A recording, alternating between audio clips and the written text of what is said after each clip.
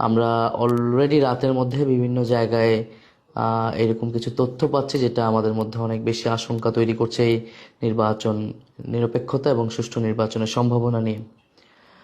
আপনারা অলরেডি সেই নিউজগুলো বিভিন্ন জায়গায় কেন্দ্রে প্রবেশের বেআইনিভাবে প্রবেশের চেষ্টা করছে প্রতিদ্বন্দ্বী দলের লোকেরা বা সমর্থকরা।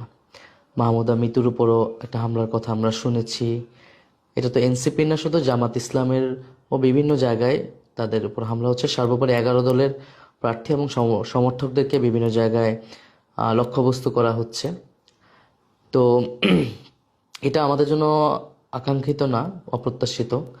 আপনারা হাসনাত আবদুল্লাহর এলাকাও দেখবেন তাকে থ্রেট দেওয়া হয়েছে কিভাবে, এবং সেখানে যে প্রার্থী, যিনি যার প্রার্থিতা বাতিল হয়েছে, তিনি হুমকি দিচ্ছে প্রকাশ্যে মানুষের বাড়িঘর জ্বালিয়ে দেবে, পুড়িয়ে দেবে।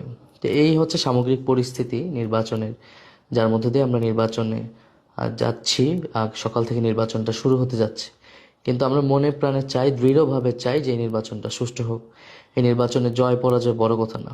এই নির্বাচনের বড় কথা হচ্ছে যে বাংলাদেশ রাষ্ট্র হিসেবে, জাতি হিসেবে আমরা একটা সুষ্ঠু নির্বাচন করতে সক্ষম। 1000 মানুষের জীবনদানের পরেও যদি এটা না হয়, তাহলে এটা আমাদের আমাদের জন্য ঘোর অন্ধকার সামনের দিনগুলোতে থাকবে। ফলে এটা আমাদের রাষ্ট্র হিসেবে, জাতি হিসেবে আমাদের সক্ষমতার প্রশ্ন।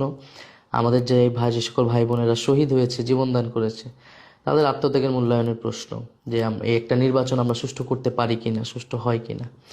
নির্বাচন পুরনো বন্দোবস্ত টিকে যাবে, আগের মতো নির্বাচন হবে, নাকি সুষ্ঠু নির্বাচনের মাধ্যমে পরিবর্তনের দিকে বাংলাদেশ যাবে, এটা হচ্ছে আগামীকালের বা আজকের নির্বাচনের বিষয়।